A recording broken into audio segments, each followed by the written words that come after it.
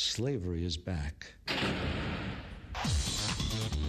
Welcome to a place where private business profit from a captive labour force, yet pennies are spent on medical services to a population in which the Indigenous, the poor and the mentally ill are overrepresented. Where isolation, humiliation and degradation are facts of life. Welcome to prison. It depends who's telling the story, I suppose. The prisoners would have one view, the people who work in the prison system would have another, and I think it's up to people to decide where the truth is. Give government propaganda and the media spin doctors the flick. And check out Doin' Time for news, views and tunes on prison issues from Guantanamo Bay to Christmas Island to prisons and detention centres everywhere. Every Monday at 4 p.m. on your community radio 3CR. We are still fired up and we're still talking about revolution. Hello and welcome to the Doin' Time show. This is 3CR Community Radio, 855 AM on the dial, streaming live on www.3cr.org.au. This is Marisa and I'll be taking you through until 5 o'clock this evening. Aboriginal and Torres Strait Islander listeners are advised that the following content contains audio images and names of people who have died. The 15th of April 2021 marks 30 years since the Royal Commission into Aboriginal Deaths in Custody, which handed down its final report on April 15th, 1991. The report made 339 recommendations, but very few have been implemented, and there is very little change. Today's broadcast is a commemoration and roll call in honour of all deaths in custody as a lead up to 15th of April. First up on the show, we will be speaking with Nerita Waight, Yorta Yorta woman and CEO of the Victorian Aboriginal Legal Service, about Aboriginal deaths in custody and about how the Coroner's Court of Victoria has changed the way it investigates Indigenous deaths in custody to reflect recommendations made in the Royal Commission almost 30 years ago.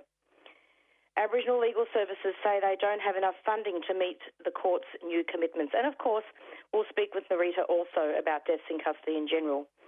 We will then speak to Lex Wotton. And Lex was jailed for his role in a justified protest by the Palm Island community with yet another whitewash of a death in police custody. And he has been stripped of his human rights and politically gagged since his release. Although since then that gagging has stopped. We'll speak with Lex about that later on. And then after that we'll be speaking with Uncle Paul Siva about David Dungay, who died in custody just for wanting to eat a packet of biscuits. And after that, we will cross over to Western Australia and speak with Marianne Mackay, who is a wonderful activist, and we'll talk about deaths in custody in WA. But first up, we welcome Nerita Waight. You're listening to Radical Radio 3CR. I really am not understanding why people aren't seeing the fact that prisons are an integral part of a public health response to a pandemic. Like you, I'm really concerned about whether the data is being released very honestly about illnesses within prison. I have suspicions it's not, but really we need very strong leadership in this country that actually cares about people inside our most vulnerable populations inside. That's what we need, and that's not what we're getting right now. We need to keep radical voices on air. Subscribe now. Go to 3cr.org.au/subscribe or call the station on 9419 8377.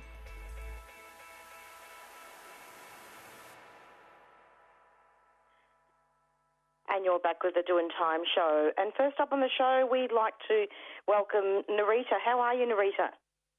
I'm good, thank you. How are you doing? It is lovely to have you. Pretty good, thanks, considering. Now, Nerita, I'm wondering if you could just introduce yourself and just tell us what land you're from and where you're from in the legal service. Sure, not a problem. So my name's Nerita Waight. I'm a Yorta Yorta woman, but I have lived on Wurundjeri land since I was born. And I run the Victorian Aboriginal Legal Service, which has its head office on Wurundjeri land, but we also have satellite offices in regional Victoria across different tribal lands of different Victorian Aboriginal communities. and we're honoured to have you. Thank you, Nerita, for that. Now, I'm wondering if you could just talk about deaths in custody and maybe have a look at the Coroner's Act and some of the changes that have happened to that. And, of course, you'd be aware that this show is about the lead up to the 15th of April, the anniversary. Can you talk a little bit about the Royal Commission and discuss with us a little bit about the Coroner's Act and why legal services can't meet those changes? Sure.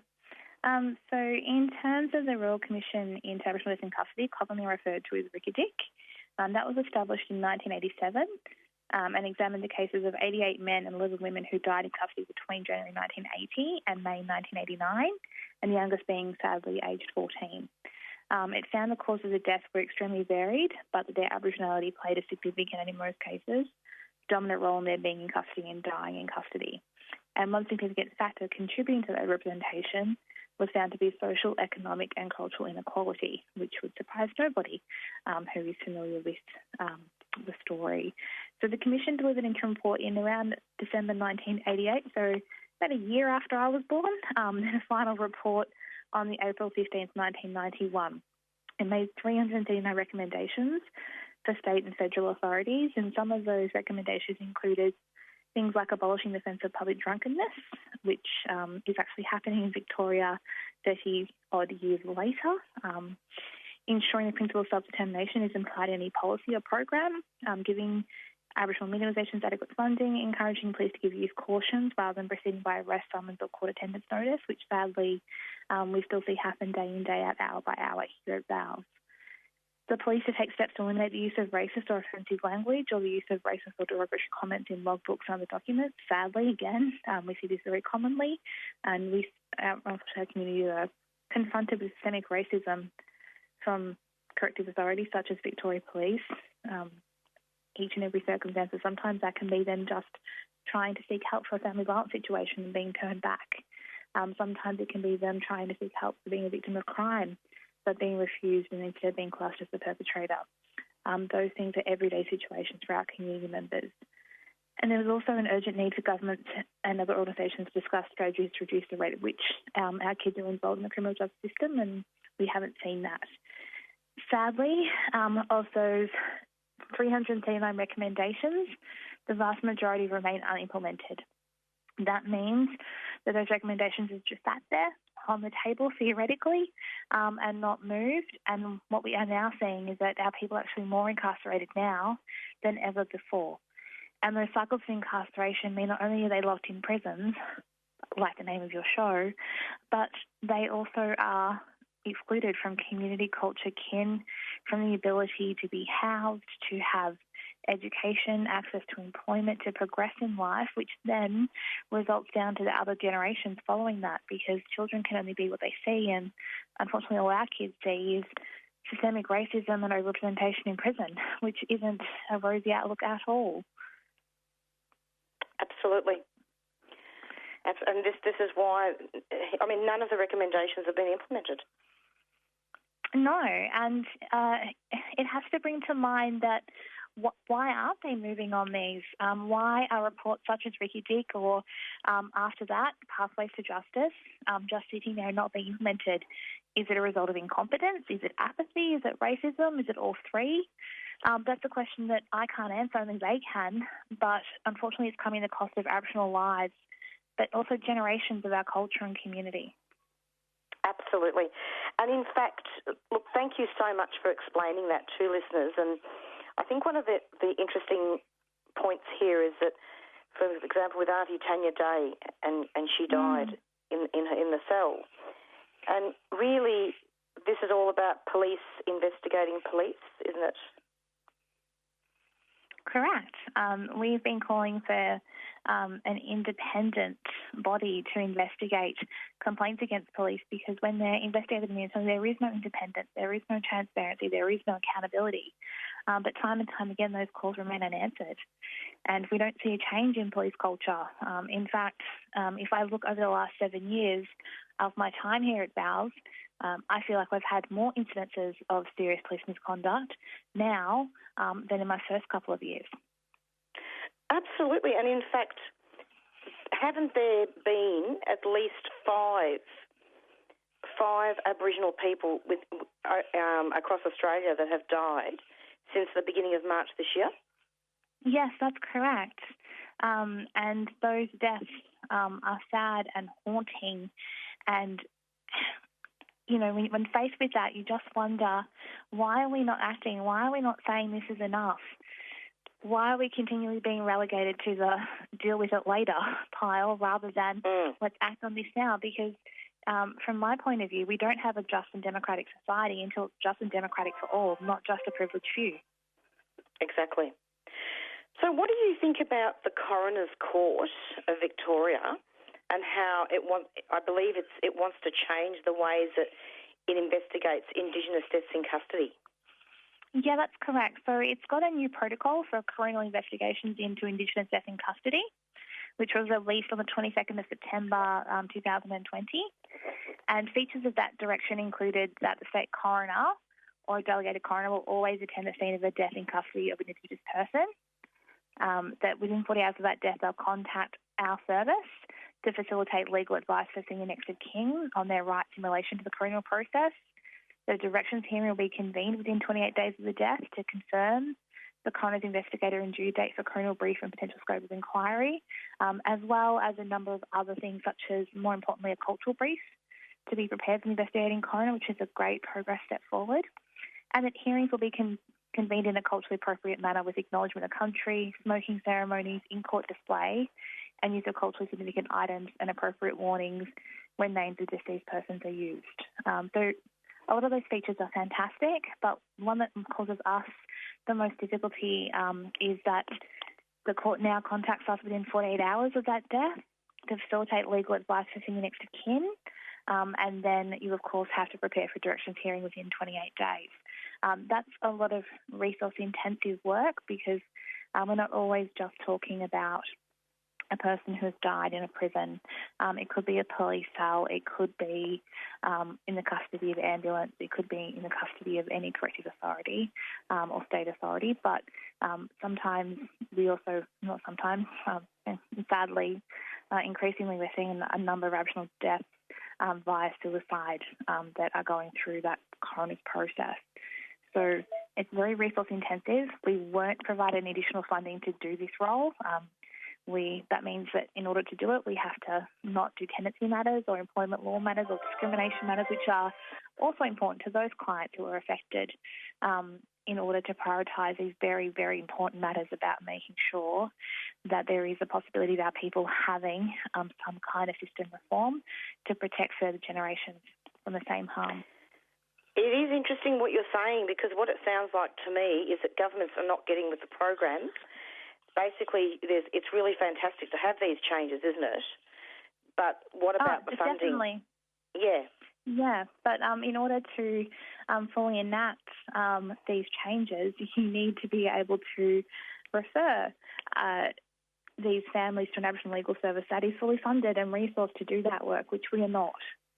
Our funding is primarily through the Commonwealth, with very little by the way of funding from the state, which means that we are resource constrained and trying to deal with ever-increasing rates of incarceration. In 1 year, through our custody notification service, we saw those notifications rise by 22%. And trying to deal with that demand on top of additional new workloads is incredibly, incredibly hard for my very dedicated lawyers and staff. It's very difficult. I'm hoping that, that they start to implement some of these recommendations. For example, looking at police not investigating police. So, for example, the coroner possibly attending the scene of death where practical, instead of relying on the report of the police officer conducting the investigation. Yes, that would be fantastic, and I think we are going to see benefits in this practice direction. But I think it's important we make sure that all elements are well resourced so that it can be meaningful and beneficial for our community. And also I think that if we're going to be looking at accountability and transparency in this space, then we should be doing it in all of our justice spaces and all the spaces of authority, and particularly looking at implementing an independent role to oversight the implementation of the recommendations of Ricky Dick in Victoria, the recommendations of Pathways to Justice, the Sentencing Advisory Council, subsequent coronial inquests. All of these things should be oversighted to ensure they are being implemented and that there is that positive opportunity for change, and that could be best done by an Aboriginal Social Justice Commissioner, but unfortunately 16 years later we're still asking for that Justice Commissioner and haven't had any positive progress. So at this point I really do say enough is enough, and let's start acting on this. Government, please work with us, not against us. Absolutely, and indeed some of these recommendations too, Nerita, that I was just looking at before we finish, is in regards to prison being a last resort, and I believe that's recommendation 92, that imprisonment should be utilised only as a sanction of last resort. That's certainly not what we see. No. You know, in my jurisdiction here, what we have seen is the continuing poor law and order policy coming out of this government and governments previous to it, which has resulted in bail changes that have criminalised very, very petty things such as shoplifting, which is what landed Veronica Nelson in prison, where she subsequently it's what's seeing 10-year-olds and 11-year-olds remanded in custody versus being out in the community to get therapeutic support, which they so often desperately need. But again, we're more content to lock up people rather than deal with social problems that exist in our society, such as lack of housing, lack of support, and also just a very poor understanding about how to treat people with environmental illness and disability. Absolutely. What was that last one? People with disability? What did you say? Sorry? You there? Yes. You there? Hello? Yeah, sorry. Yeah, what was that? The last sentence? That people with disability are often poorly treated by the criminal system. Often they're criminalised for behaviour as a result of their disability, seeing them supervised for years and as compared to when they're a normal offender, which is disastrous for their future and outcome. Very disastrous. And in fact, I just have to have a sip of water there. You know, a lot of this could have been prevented. Excuse me. We don't have the money to have hold buttons in our station. No. But, you know, maybe you could do something with, you know, the millions upon millions that is being spent on incarceration. It's $950 million spent on prisons each year in Victoria alone. So just imagine if you're putting that into community in terms of housing support, education, employment pathways, and also dealing with mental health issues and disability, which often land people where they are, what society could actually look like. Absolutely. Imagine. It's important to have communities, not prisons. And then just one final thing. Isn't there a recommendation in the Royal Commission that looks at putting in the deaths in custody notification services? That's not in every state, is it? Yes, but there isn't an actual accurate live record kept of death in custody except for the one that is produced by The Guardian. The Commonwealth admitted during the parliamentary processes that they don't monitor or keep an eye on death in custody occurring nationally. And from my understanding, there isn't the same going on here in my own state. No. So that is incredibly poor and just shows you again that they can spend $8 billion in Indigenous incarceration across Australia in 1 year, but none of that can go towards things like monitoring death in custody, those themes, and trying to address them and prevent them. Absolutely. Nerita, thank you so much for coming onto the program, and I really tried my best to just give a little bit of an overview. We only really just scratched the surface about the Royal Commission and the recommendations. Are there any final comments that you wanted to make before we finish? No, just I really urge people to get out there and educate themselves on the issues and write letters to their parliamentarians and their local representatives and try and keep the pressure up to make change for a society that works for all of us. Thanks so much and keep up the good work. You too. Thank you very much. Have a great day. Bye. Take care. Bye-bye. You're listening to 3CR Community Radio 855 AM on digital and online. 3CR Radical Radio.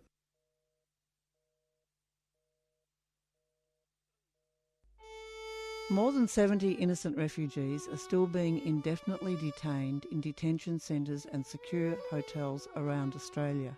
Over recent months, many fellow detainees have been released onto bridging visas.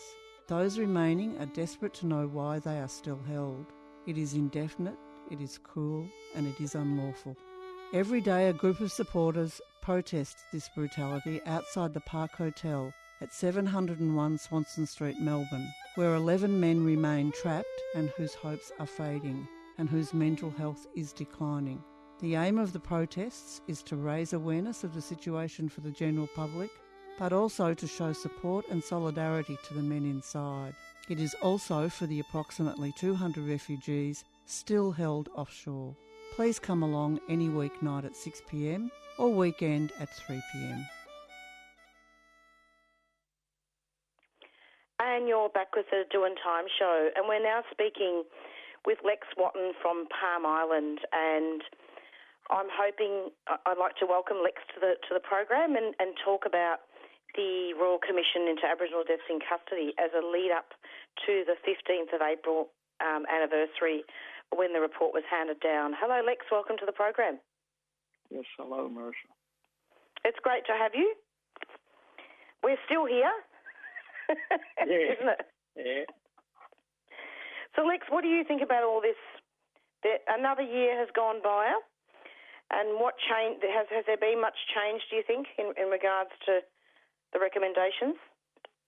No, not a lot. And if there has been, then they've done it without consulting, I suppose, the Indigenous population right across the country, and especially those who have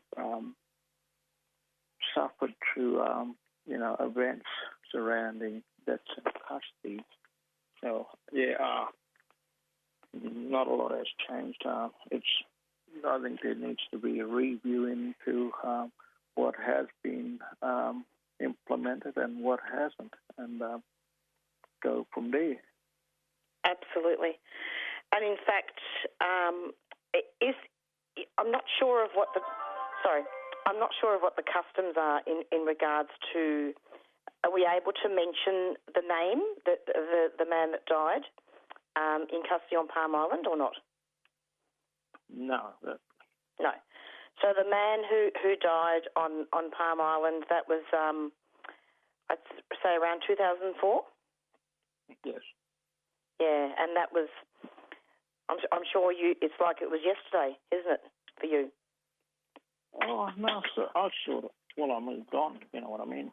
But the thing is, it'll always be fresh in the back of your memory, where I think with this particular case was one of the cases that come close to actually, I think we had the very first police officer charged with any particular death in custody after, 3 inquests into the thing. But there was a lot of political heat at the time, I suppose, where when you look back and if you followed it at the time, then you would see that there was always continual upheaval around getting to the bottom of it and the truth of the matter and what actually happened. Yeah.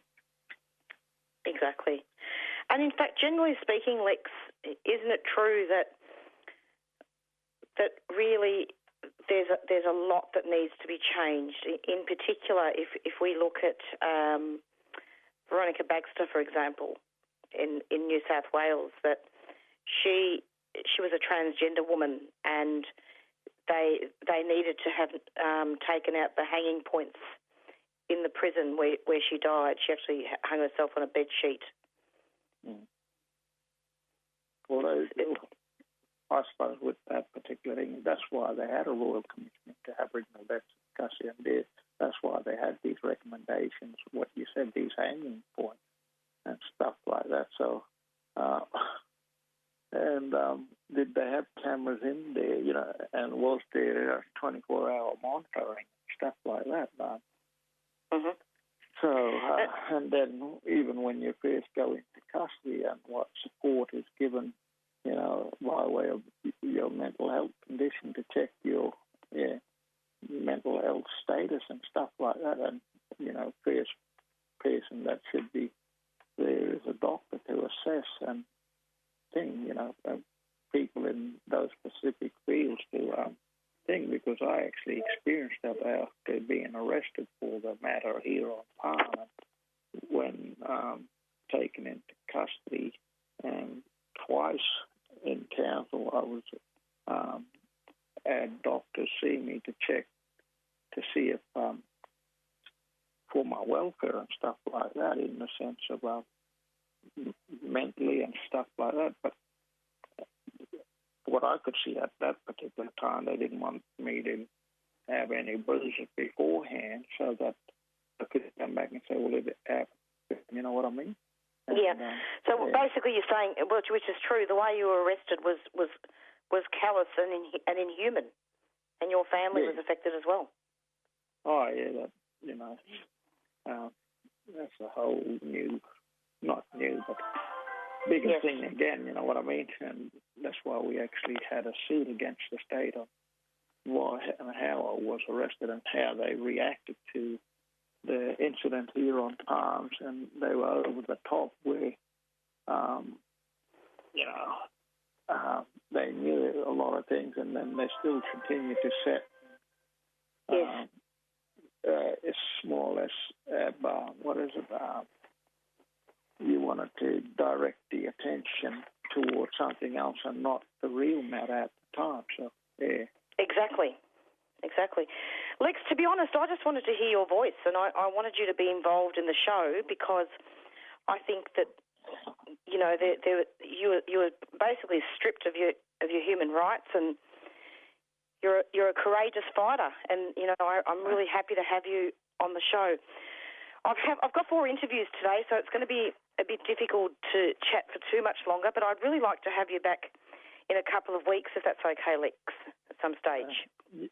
Well, hopefully I can I'll be around, I suppose, and I don't mind chatting because that way you keep people's memory alive about what happened here. And yes, as you said, there's a lot of things to the particular thing. There was a suit that was taken out against the state. There was all these other legal wranglings, I suppose, and it's always a living memory within myself that I don't mind discussing it because it gets people's attention, I suppose, so that they know that this is what really happened at that particular time, but will continue to happen to people, I suppose.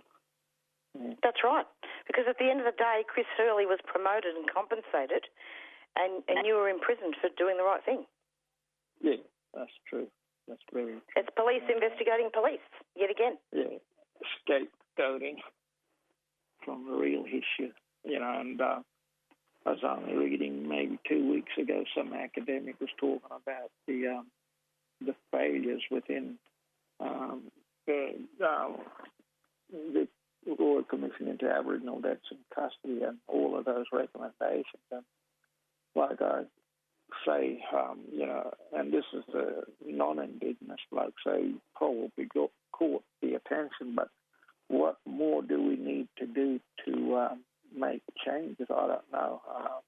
Exactly. Whether only other way is to go and file a suit and say that they failed us in all of these recommendations, and then because going back to my particular case with the suit and the officers at the time, not one of them understood the recommendations within the Royal Commission into Aboriginal Deaths in Custody. So, and these are high-ranking police officers, and so that goes to show that, and that was only 17 years this year. So, what's that? 20? It'll be 13 years since the Royal Commission into Aboriginal Deaths. Is it 13 years then since the recommendation? So, it's That's right. I know. Thank you. Lex, thank you so much for coming on to the program. Thank you so much, and we'll talk again soon. Right, yeah, Marisa. Thanks. You take care. Right, yeah. See ya. Thank you. Bye. Bye-bye. 3CR.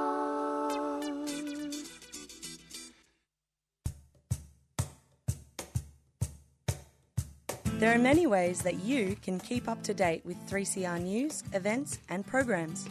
With Facebook stripping content, it's a timely reminder to focus on the communication channels and platforms that the community controls.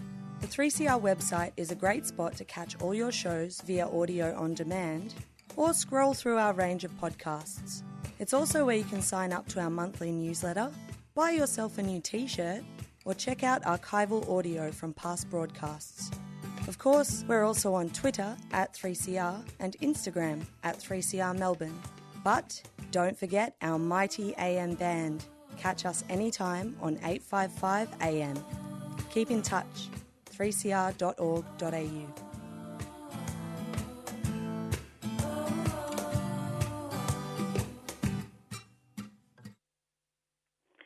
And it's approximately 4:30 and you're with the Doing Time show. And coming up next is Paul Siva, who is the uncle of David Dungay. And we're going to be speaking with him as a lead-up to the 15th of April anniversary in regards to the Royal the Royal Commission, and has anything really changed? Have the recommendations been implemented? Hi, Paul. Welcome to the program. Hi, thanks for having me. It's great to have you. So, we're in 2021, Uncle Paul, and Hello? Yeah, you still there? Sort of can't Hello? hear you, broke up. All right, okay. Okay, is that better? No? Are you there? I might have to call. Hello, Paul? Can you hear me? I can hear you, but I don't think you can hear me. I can only hear you on speaker. If you can hear me, that's fine. Can you hear me? Yep. You can hear me. I can hear. Okay. So let's talk about David Dungay, your nephew. And I was just saying, have the recommendations been implemented, and has there really been all that much change? Yeah, since the 1991 Royal Commission into Aboriginal Deaths in Custody, almost 30 years ago now, they've only implemented a handful of those recommendations, and over the past 30 years, there's been a drastic rate of Aboriginal deaths in custody that has occurred. We see last month there was 5 Aboriginal deaths in custody that have occurred in across 4 weeks. That shows that this inquiry hasn't changed anything, and the handful of recommendations that they had implemented didn't prevent any Aboriginal deaths in custody. I would say if they had that inquiry for a reason, all of those recommendations should have been implemented at that time. And a lot of those Aboriginal deaths in custody that occurred after that inquiry, I believe, may have been and could have been preventable if those were implemented at that time. But it hasn't changed since that inquiry. The deaths are still continued. And, then after a death in custody, you have the Coroner inquiry, and they also put forward recommendations as well. So if you look back at the first death after this inquiry, they would have released recommendations in regards to that death that should have been implemented. So, people's getting killed, and all they're blaming is the systematic failures and not the individuals for their actions. Systematic racism, you mean? Yeah. Well, in the case of David Dungay Jr., the New South Wales Corrective Minister made an apology in regards to, he said something along the lines of the systematic failures was a part of, basically because the guards wasn't trained in positional asphyxia, they said that it was the system that failed David, not the individual. So, the systematic racism kills us every day. If you're black in custody, you're 95% more likely to come out in a body bag. Exactly. Didn't a leading criminal barrister believe that there is sufficient force in the evidence about the cause of David Dungay Jr.'s death in 2015 to make a prosecution for manslaughter or assault of the guards involved viable? Yeah, definitely. So we've got advice, and what you've just explained is correct. So we've forwarded that to the Department of Public Prosecutions, but they've rejected it. And that's just based on just because it wasn't a recommendation out of the coronial inquest process. They said they won't even look at it. And we've also asked SafeWork New South Wales to conduct an investigation due to the death occurring in a work environment, in a workplace. Yeah. And they've declined on 2 occasions. So, this shows back again to the systematic racism. If you ask the government to do something and you're black, they won't do anything. So it's really this I can't breathe scenario again, isn't it? I can't breathe. The guards stormed his cell, didn't they? And all because he wanted to eat a packet of biscuits. And then he had an episode. He wasn't helped. Yeah. So a quick story of the event. David Dungay was, safely secured in his cell, being cell 71 in Long Bay Correctional Facility in December of 2015, and there wasn't no medical or security emergency at the time. He was placed in a cell by a female officer, and then he was asked to hand over the biscuits. Justice Health staff advised corrective officers to remove the biscuits, not David. They stormed the cell at approximately 2:42 p.m. on the 29th of December and held him down despite his begged he couldn't breathe, and over, probably 6 or 7 times in the first cell, and then continuously when they moved him from cell 71 to cell 77. They then pinned him down again on a bed with his neck on the edge of the bed near the bed base, with one officer had his knee up on his upper back, one on his lower back, and another officer was holding his head down. There was another officer had his legs in what they call is a number 4 leg lock. He's continuously saying that he could not breathe.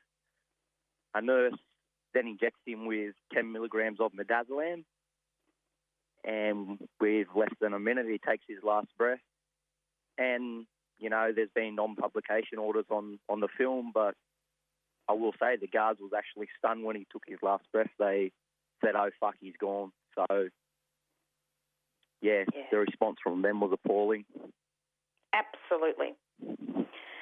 Absolutely appalling, and I believe that there was a protest on Saturday in Sydney, and you were a speaker at that protest on behalf of your nephew? Yeah, definitely, yes. I was a speaker at that protest that we held at Town Hall. So it was a National Day of Action, coming up to 30 years of the Royal Commission. So there was one in Melbourne, there was one in Brisbane, one in Sydney, Town Hall, and a few other places as well. So, we attracted almost, I'd say, around 4,000 people, and we was out there in the streets demanding, the New South Wales Parliamentary Inquiry that due to hand down their recommendations, etc. We really want an independent Aboriginal body to investigate future Aboriginal deaths in custody. We're not for police investigating police. Like that makes no sense at all. Like even saying that, police investigating police. So we're not for that. So we're demanding an independent Aboriginal body to investigate future Aboriginal deaths in custody. I don't want there to be future Aboriginal deaths in custody, but if the systematic racism ain't going to stop, the people are still going to be killed. So with that independent body, they will be providing the evidence to the coronial process and not the police. We know police stand behind that unknown blue code of we'll protect our colleagues no matter what. And, providing evidence to a coronial process in regards to a death is a very serious process. And we want, families to be reassured that investigation's conducted by a First Nations person. That's right.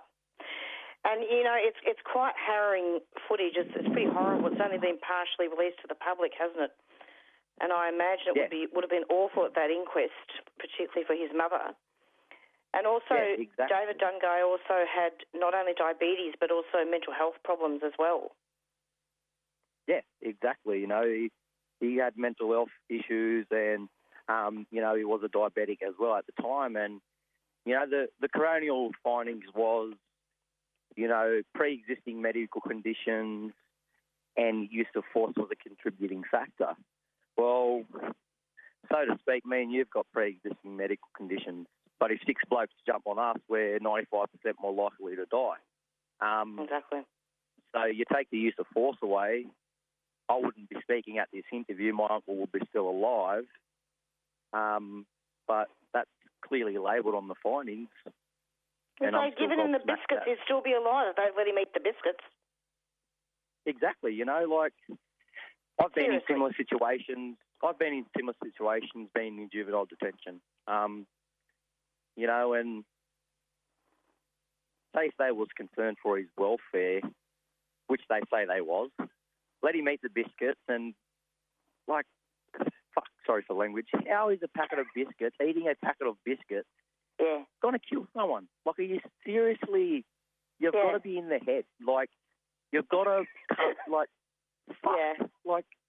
there's got to be something wrong with your brain, or you've got no brain, eating a packet of biscuits is going to kill you. Come on, they're going to hurt you, David. No, well... Exactly. He eats biscuits every day. You've got to eat to survive.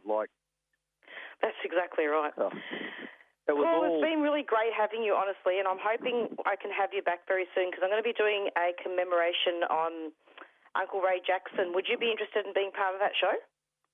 Yeah, most definitely. Yeah, because I'm sure you'll have a lot to say. So we'll continue our discussion. I'm hoping to organise that after the 15th of April, and I'd love to have you as part of that show.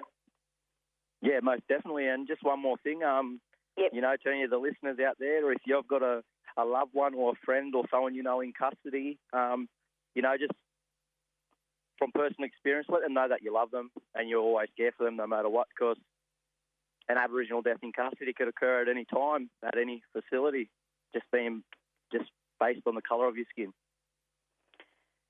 That's really powerful, and it's very, very true. And it's useless making changes to policy and training procedures, isn't it? And issuing an apology if racism isn't fixed. Exactly. You could fix all these policies and procedures, but the main thing you've got to fix is the systematic racism that kills us, every minute of the day. Just before you go, though, what land are you from? And what land was... Kempsey, Dungutty. Where? Dungutty. David too? Kempsey, yep. Say it again? Dungutty. Yep. That's it's good. Spelled D-U-N. Yeah. G. H-U-T-T-I. Honestly, Paul, it was so lovely to have you. I really enjoyed your company, and we'll have you back in a couple of weeks. Thanks so much. No worries. Thanks for having me. Take it easy, guys. You too. Bye. Bye. Hi, we're the Marindas, and you're listening to 3CR Community Radio 855 AM.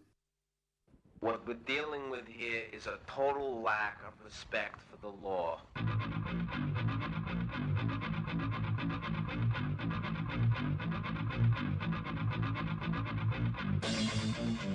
Tune in to Done by Law. An informal and irreverent look at the law. Critical insights and analysis from diverse community perspectives. Done by law, 6 p.m. Tuesdays.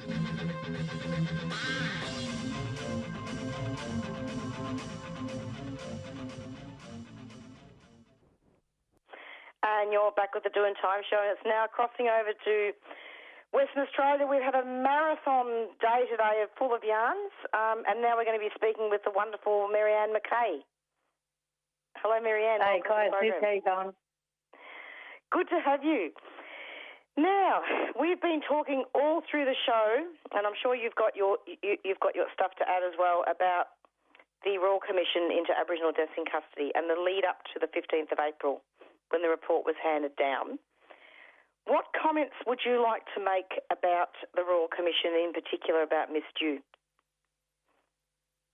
Well, basically, they said prison was a sanction of last resort, and we've got a Yorga here that was taken into custody after asking for help due to domestic violence, and they locked her up for fines, and she passed away because she was taken into custody. Now, if they would have actually worked with her on the issues that she was going through, there would have been no need for arrest when it came to the fines. Like, we're talking about a young woman, that was loved by her community, loved by her people, and there was no need for them mob. If the Royal Commission into Aboriginal Deaths in Custody recommendations were implemented, well, then police would never have locked her up for fines in the first place. Our people are always being jailed for poverty-related issues. And there was no need for them to take her that day. The systemic racism that brother was just talking about just then on your previous speak there, that's what needs to be combated. And this was spoken a lot in the Royal Commission, the systemic racism that exists, the culture within the police force and custodial facilities. And if they actually worked on those systemic issues the way that they were told 30 years ago, a lot of the people that we have lost in custody right across this country would still be alive today, including Ms Dhu. Well, that's right, because, they were going on about how she was faking it and she was stereotyped. And that caused the lack of primary health care when it comes to our people in prison is something that is raised a lot. The issue is raised every day, every week, every month, every part of the year. So it's really hard to understand why that issue isn't being dealt with. People constantly say, the system will constantly say, our police officers and our prison guards are not medically trained. They're not doctors, they're not nurses. Well, that's exactly right. Bring in a doctor, bring in a nurse. If someone's complaining about a medical issue, they can't diagnose that patient and they shouldn't try to diagnose that patient. So Ms Dhu was taken to the hospital and sent back. And you can't, when people are going through medical issues, there should be every single action taken until a diagnosis is given. So there should have been x-rays taken for a start. There should have been a proper examination of her, of everything she was going through, and then she wouldn't have been back at the facility that she was at in the first place. Absolutely. That was a dreadful, dreadful scenario and a severe lack of duty of care. Well, there is. It's their own negligence. And this is what we've been fighting for so many years. And before I was even old enough to stand up and speak, our elders were fighting. And what it comes down to is the state and Commonwealth governments arguing over money because the Medicare system is taken away from prisoners because they're under the care of the state, and the Commonwealth don't want to give money to the state when they're under their care. And it's like, well, excuse me, our people are not an economy for you to argue about. These are people's lives that are at stake, and they have a duty of care to provide the best medical quality, care that a person should be afforded when they're out in the community. It shouldn't change just because they come under the care of the state.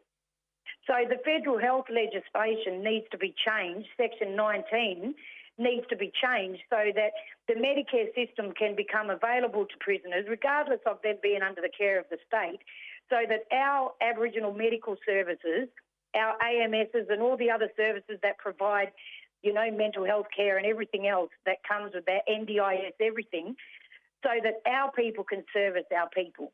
Because we know what's best for them and we can get access to those doctors and nurses and hospitals and that can provide that care better than the state can because we care and we come with a heart and compassion, whereas the system just looks at our people as criminals that don't deserve anything because they're in jail, and that's bullshit. Oh, sorry, like that's crap, you know? Yeah. No, look, it's a dreadful scenario, horrible. And I wanted to invite you on the show because I just wanted to hear what you thought about the Royal Commission. And also, aren't you going to be a speaker at the upcoming protest on the 15th of April? Yeah, so I will be a speaker on Thursday for our protest in Perth, but I'm only going to speak for a couple of minutes because I think it's really important that the voices of our families that are being directly impacted speak. So I lost my partner, my son's father, to custody, 20 years ago. And he is a perfect example of where the Royal Commission said hanging points need to be removed in all prisons. And if they would have done that, he could be alive today. So that's just one example. But we've got people out there where their voices are being ignored and they're not being heard. I advocate constantly, so I'm always speaking about these issues. But we've got a lot of our families that are being impacted that aren't afforded that opportunity. So on Thursday, a real focus is going to be on bringing those families up to the stage so that they can talk about what's going on with their loved ones and what they think needs to improve so that someone else doesn't go through what their loved one went through, And the Royal Commission, to me, was just another report that was so important and valuable to our people's lives that was just shelved like the government do constantly. And yet they've got all these non-Aboriginal Royal Commissions that are being put forward through the systems and that, and those legislative recommendations are being implemented. So what makes it different for our people? This is 30 years, and the level, there was only 99 deaths that they investigated back then, whereas now we're hitting close to 500 deaths since the Royal Commission, and they still haven't done what they were supposed to do back then. And it's a sad state of affairs, and their neglect in their duty of care for our people is just getting worse and worse and worse, where it's shame. Like, they need to have a bit of compassion and heart, and it's disgusting. They need to stand up and do what's right and remember that these are people that are loved by their families, their community. They're not just someone who's been put in jail because they've done something. They're human beings that deserve to be treated with dignity and respect, not like an animal, That's exactly right. And I believe that ISJA Melbourne is also planning an online event for Monday night, the 19th of April, called Genocidal in Action. Yep. And so I'll be speaking on that as well, yeah. Yeah, that starts at 7 o'clock, and it's an online event. And rather than giving out the specific details, because we're running out of time, it might be better if people just jump on the ISJA Melbourne website and have a look at that. And finally... Yeah, and it's also on Facebook too. If people have access to Facebook, they can just have a look, yeah. Oh, good. Just go to the ISJA page as well, yeah. Oh, thank you. Okay. And finally, Sis, I'm wondering if you could just tell us what land you're from. And I should have said that at the beginning, but I always try and set the scene there. Oh, that's all right. I'm a Yorgabilia from the Whadjuk Noongar people, the southwest of WA there. I want to thank you so much for coming onto the program, and I've done four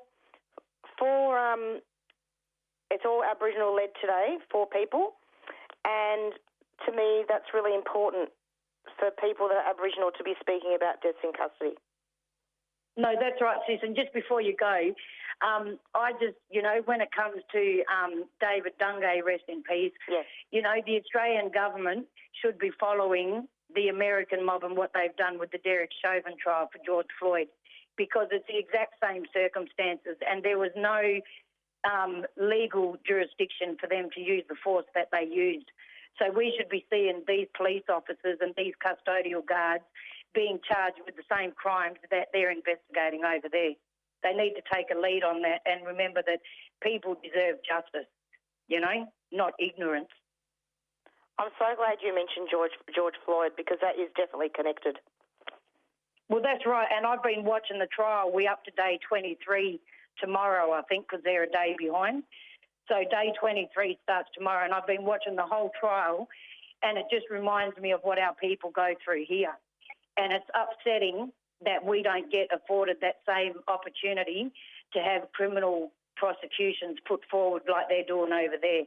So they really need to have a look at that system and start doing that here, because these people are murdering our people, and we need to get that through their heads. This is murder, and it's not just manslaughter or a breach of policies or whatever. It is murder, and they need to be held accountable just like our people would if it was the other way around. Absolutely, and of course we've got Wayne Fella Morrison as well. Another read scenario. Yep. Seems to be a pattern here. Yes, that's right, and they need to be held accountable to the full extent of the law like our people are every day. That's right. Thank you so much for coming onto the program, and keep up the good work, and we'll talk to you soon. Yep, all right, no worries. Just have a good one, eh? Thanks for having me. Take care. Bye. Okay, you too. See ya. Bye.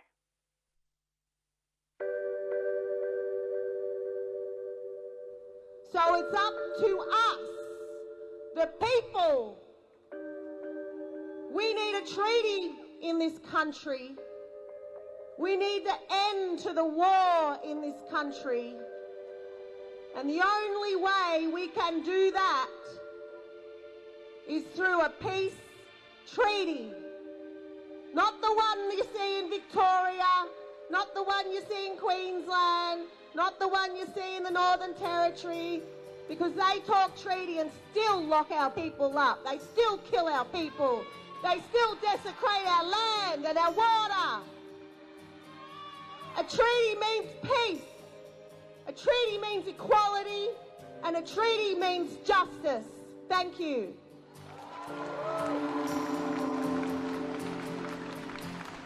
Subscribe to 3CR in 2021. Feed Radical Radio. Subscribe today. Go to 3cr.org.au/subscribe or call the station on 94198377.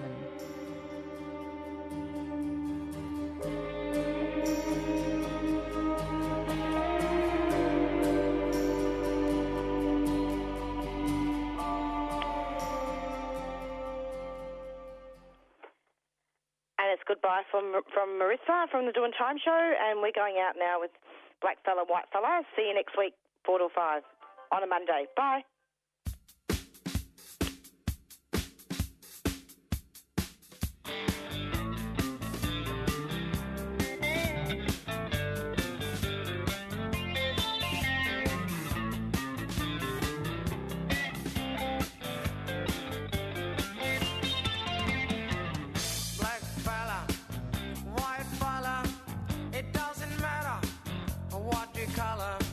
As long as you are true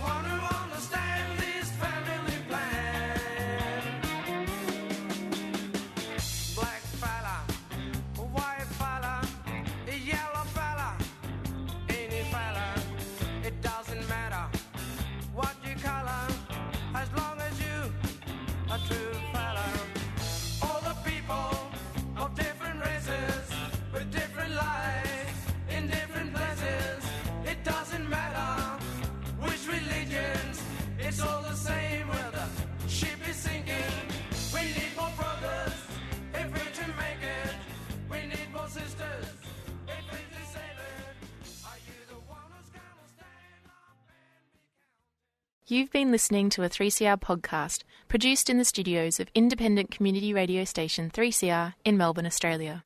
For more information, go to allthews.3cr.org.au.